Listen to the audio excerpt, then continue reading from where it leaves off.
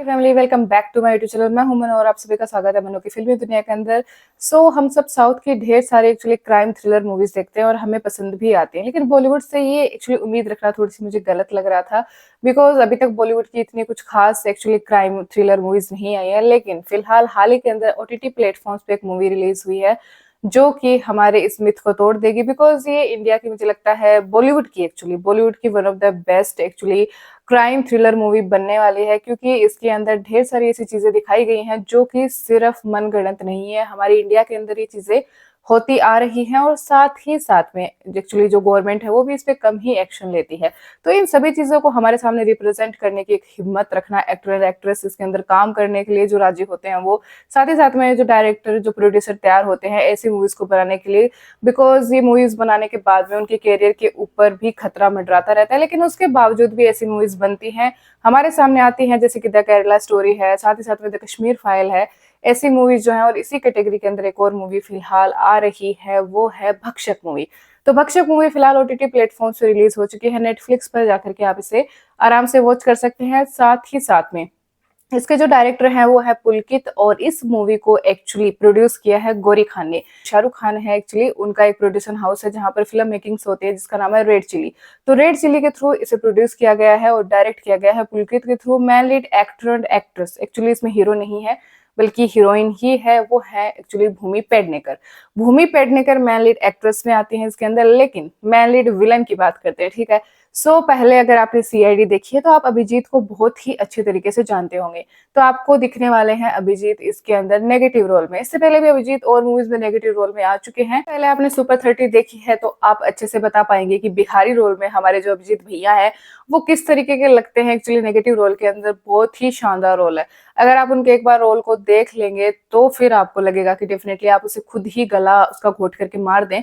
Because इतना खतरनाक role है, इतनी खतरनाक ब्रूटल चीजें दिखाई गई, छोटे छोटे बच्चों के साथ रेप दिखाया गया है जो कि रियल में होता आया है। तो बनाने वालों को मेरी तरफ से सल्यूट है, बिकॉज इतनी डार्क रियलिटी कोई भी हमारे सामने रिप्रेजेंट नहीं करेगा।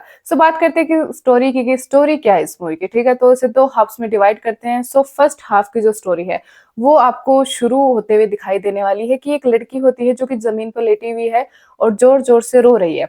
बाद में वहां पर एक और एक्चुअली बंदा आता है। उसके बाद में पता चलता है कि जो पहले वाला जो आदमी था उसने उसके पर्सनल पार्ट में मिर्च वगैरह डाल दिए। तो इतने ब्रूटल तरीके से उसका रेप करने के बाद में एक्चुअली उसका गला खुद ही घोट करके उसे वहीं मार देते हैं और उसे ले जाते हैं एक्चुअली एक शमशान घाट में।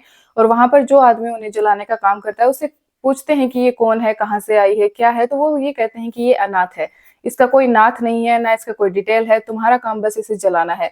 तो भाई साहब, अगर अनाथ आश्रम में कुछ बच्चे रह रहे हैं तो उनकी एक्चुअली डिटेल्स भी गवर्नमेंट के पास में होनी चाहिए। अगर गवर्नमेंट के पास में उनकी डिटेल्स नहीं है तो वो बच्चे हैं या नहीं है, दोनों चीजें बराबर हो जाती हैं। और इसी चीज का फायदा कई लोग उठाते हैं, जो कि इस मूवी के अंदर बताया है। इसमें एक डायलॉग भी आता है कि अनाथ का मतलब होता है कि जिसका कोई नाथ नहीं है, ठीक है। ना तो इन लोगों का कोई रिकॉर्ड होता है, ना गवर्नमेंट को पता है कि ये लोग एग्जिस्ट करते हैं कि नहीं करते हैं। इनके साथ में कुछ भी किया जा सकता है, ठीक है। इनका रेप भी किया जा सकता है, इनको मार भी सकते हैं, इनको काट करके फेंक भी सकते हैं, इनसे किसी भी प्रकार का धंधा करवाया जा सकता है, बिकॉज ये लोग एग्जिस्ट ही नहीं करते हैं। बहुत ही बड़ी डार्क साइड पर एक्चुअली चोट कर दी है इस मूवी ने। इसके अंदर जैसे जैसे मूवी आगे बढ़ती है, भूमि पेडनेकर इसमें होती है एक्चुअली न्यूज रिपोर्ट करने वाली, यानी कि न्यूज रिपोर्टर। और न्यूज रिपोर्टर का काम यही होता है कि सच को बाहर लेकर के आना।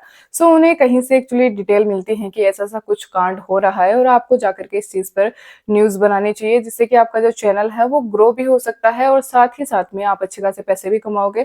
लेकिन भूमि पेडनेकर इसे पैसे के लिए नहीं करती, बल्कि इसलिए करती है कि कल आज जो चीज इन बच्चों के साथ हो रही है वो कल उसके घर के बच्चों के साथ भी हो सकती है। इसलिए भूमि पेडनेकर है वो दिन रात एक करके लग जाती है सारी चीजों की डिटेल ढूंढने के लिए।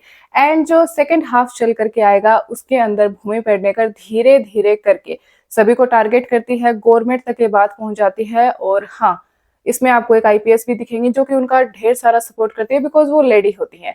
लेडीज का सपोर्ट भी कर रही हैं, ये भी इस मूवी में कुछ चीजें दिखाई जाती हैं। और कहीं ना कहीं एंड में आते तक सब कुछ ठीक हो जाता है।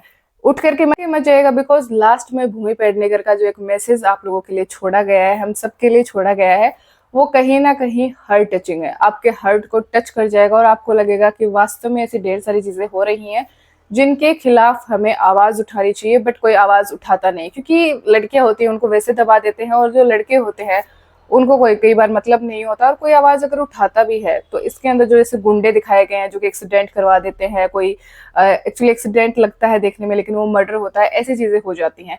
सो मुझे one of the best movie लगी है, मैं इसे 5 में से 5 रेटिंग दे रही हूँ, बिकॉज़ जब मैंने इस मूवी को देखना शुरू किया तो मेरे रोंगटे खड़े हो गए थे कि इतना बुरा भी किसी के साथ हो सकता है कि 10 से 11 साल की लड़कियों के साथ भी रेप हो रहा है, और ये रियलिटी पर बेस्ड है ये मूवी पूरी तरीके से। अगर आप देखना चाहें प्लीज़ देखिए इसे, आप चाहें नहीं चाहें इससे कोई मतलब नहीं है।